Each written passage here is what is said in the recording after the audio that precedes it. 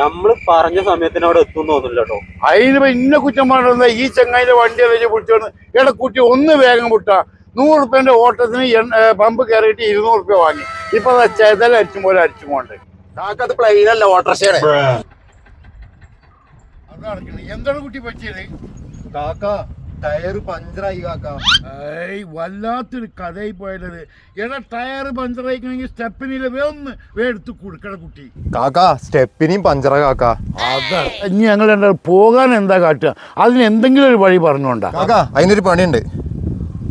എടാ സൽമാനെ ഇജെവിടെ?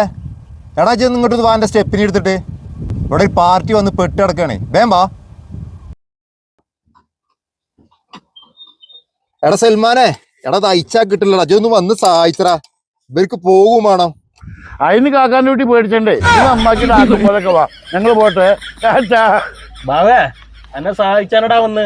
ഇതിലേറെ വലിയ സഹായം എങ്ങനെ ഞാൻ ചെയ്തു തരാം. പോട്ടെ. നിർത്തി ഇവിടെ തന്നെയാണ് സൈഡായിക്കോ.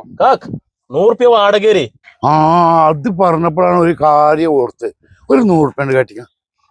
അപ്പൊ ഈ 100 റുപ്യ കൂടി കൂട്ടിയിട്ടേ ഓൻ്റെ വാങ്ങിക്കോ വാടക. ഓൻ്റെ പൈസ കേട്ടോ. പോയിട്ടാ വല്ലാത്തൊരു വണ്ടി മലയായി. ഓട്ടോ പൈസയും പോയി, കയ്യില്ല 100 പോയില്ലടാ.